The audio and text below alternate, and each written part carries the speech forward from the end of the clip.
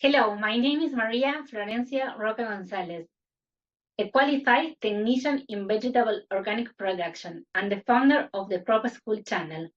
Today we are with Angelo Di Mambro, Agrifood Editor at Euractiv. Nice to meet you, Angelo, and welcome to the channel. Thank you, Maria. Thank you very much for inviting me.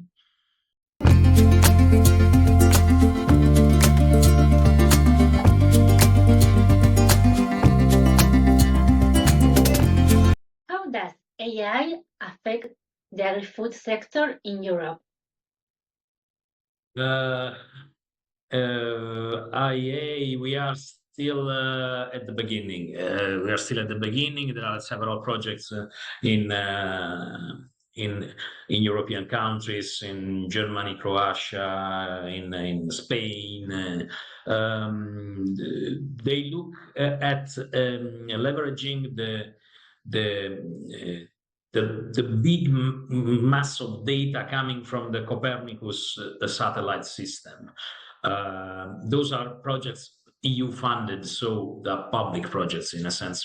But in general, if we look at the most comprehensive framework, in general, the applications also from the corporate and the companies are always more or less the same. There are proposals and products to reduce the inputs, to reduce the use of pesticides, or reduce the use of fertilizers, or in a way to optimize the use of fertilizers and pesticides.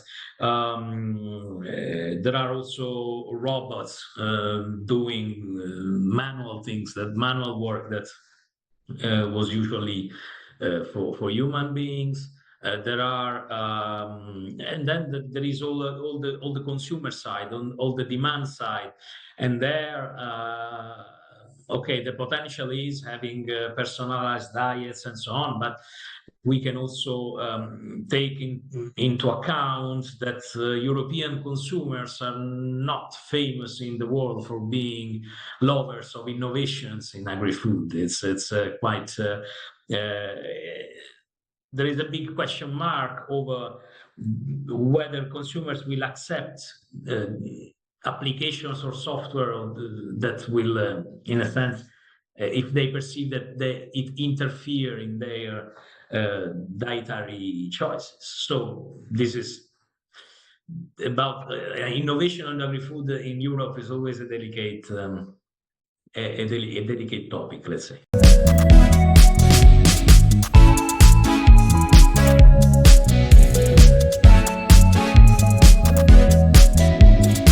What new type of agri companies are developing? There is the effort now ongoing. For instance, I can make the example of a new market that potentially could grow, and so companies can join this market. It's the carbon farming market, because the effort in Europe is fixing criteria to have credible certification system for the so-called carbon farming, the activity that the farmers carry out that contributes to capture the carbon and the CO2. There are many systems available in Europe and in the world. Now the effort, for instance, of the European Union is focused on finding a quality criteria. So avoid greenwashing, avoid all these schemes let's say, define themselves as sustainable, but they are not following the quality criteria of a really authentic sustainable certification system. So this is the effort that the first things that comes to my mind when we talk about new type of companies that could take advantage of this new market, but it's still it's still not complete, let's say.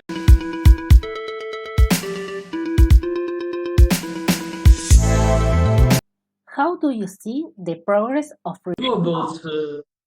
Okay, we have at European level, there is a strong interest in biogas, biomethane, done using agricultural waste. Given the international situation and the choice made from the European Union to reduce its dependency on the imports of gas from Russia, the European Union has given itself a target of reaching the production of 35 billion cubic meters of biogas by 2030. Now, in a couple of years ago, in 2022, we were at 3.54 billion cubic meters. So there is still a lot to be done. But as for the other renewables, let's say wind sector is strong in Northern Europe, especially thanks to the offshore wind. But let's say wind farms are generally starting meeting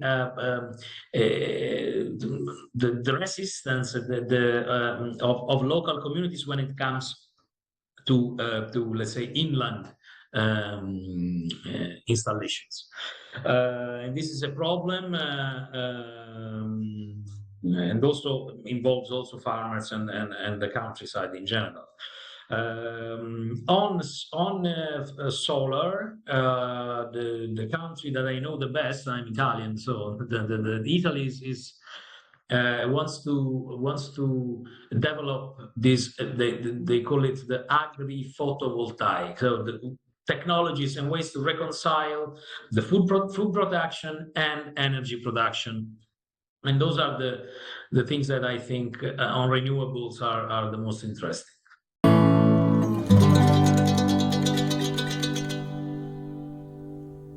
What do you think about the future of organic farming? Organic farming has been a successful certification scheme. Is well proven. It's a system that is recognized worldwide. It benefits also of the trust of the producers, of the consumers. This said, it has also challenges. The first one is an old one, the stabilizing the yields, because sometimes the yields are lower than the conventional counterpart. Another one is how to the attitude towards new technologies. I mean, we have seen, and I say that because recently in Europe there was a debate in the organic sector on the adoption of the so-called new genetic engineering technologies, CRISPR-Cas, gene editing, and so on.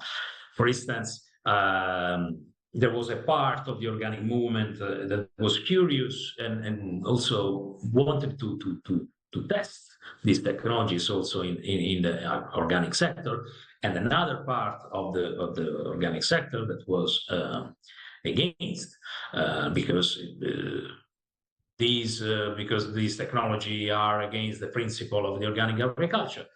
In the end, this second part won the majority, let's say, in the movement, but there are still organic farmers say that they would like to use those technologies. So the attitude towards these new tools in genetics is something that can be challenging for the organic agriculture, for the organic sector. Then coming to the developed organic sector, European Union has a target of 25% of organic farmland on the total agricultural utilized area by 2030. This is the commitment. This is the task that the European Union has given itself. Today we are slightly above 10%, so it's still the target is still far. But in any case, the farmland, the organic farmland is growing. But then this poses maybe other questions. What if this growing organic production does not meet a demand? We know that consumers are usually very open and very favorable to organic products. But for instance, with the impacts of the Ukrainian war on prices and inflation, we have seen a decline for the first time in decades, a decline of organic products sales. So what I want to say that a challenge more for Europe than for the sector actually, and for all those that want to push for an expanding farmland cultivated with organic principles, is increasing the demand. There are ways, for instance, making organic food mandatory in the public school canteens. For instance, this is a way to increase demand. There are ways, but not everybody agrees on those, let's say, actions on the demand side. Let's say that's another challenge.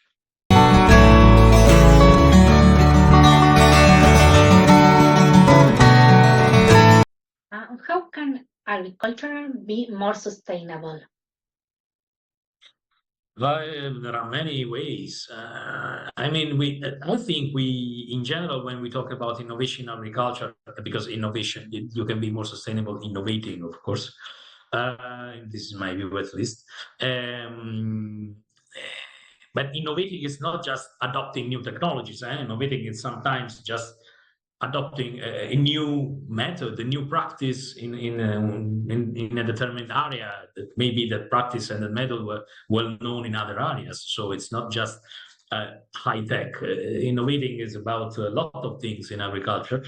In my view, what is missing, and so the thing, it's the what we call the advisory service. People connecting farmers, connecting experience, people able to go to the farmers and explain that there are new ways, there are other ways to do things more sustainable, and convincing farmer and taking farmer on board. For instance, I told you I dealt in the past with plant pest. Emerging plant pest projects. So in one of those projects, I was struck by this example that in California they had an emergency on the it was the citrus greening disease. They had an emergency. They needed to communicate quick to the farmers, all the updates and so on, and they selected a group of people, and farmers trusted them. And this group of people was called the grower liaison. And they were individuals known by the farmers because they were point of reference in the community. And they were selected to be the contact point for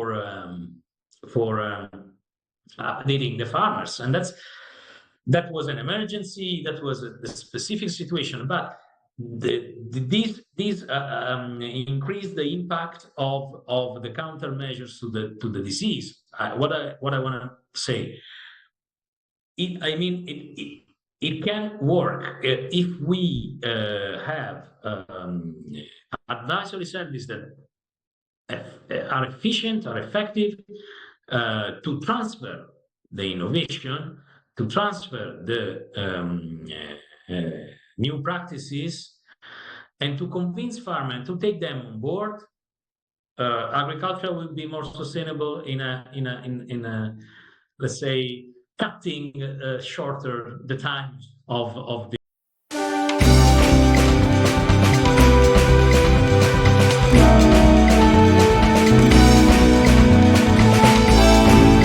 How are global trade dynamics affect the European market? there is concern. There is a lot of concern on that because the European Union is an agri-food hub. We are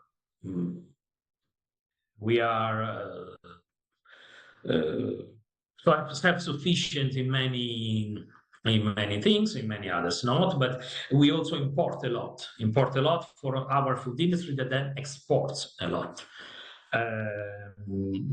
So a trade environment, let's say the global trade market that is not stable as it happened recently, and in which there is no the rules are not respected, and I don't know, countries start unilateral restrictions to export or something like that, or simply make decisions as it happened in the past with the US that simply targeted some olive producers in Spain and accused them, blaming them of dumping when the WTO said there was no dumping at all, and they're still continuing to do that. That kind of unpredictability of an unstable trade environment at global level is not a good news for the EU.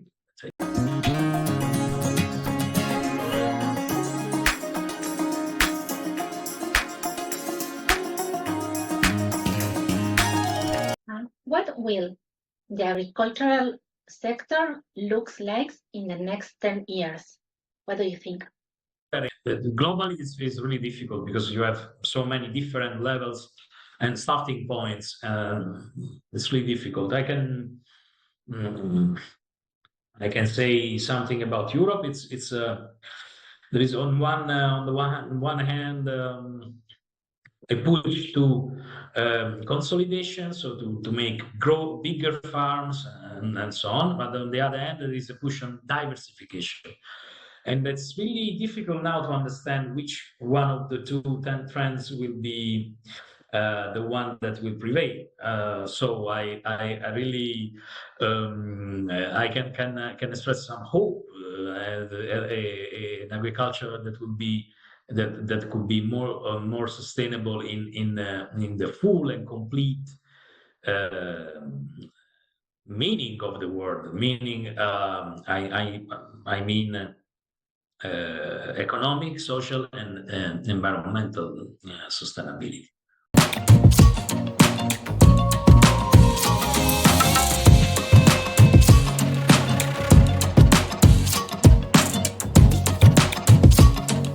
Well, Angelo, thank you for the conversation. I really appreciate for taking your time to give me the interview. Thank you, Maria. Thank you. My pleasure. Thank you, Maria.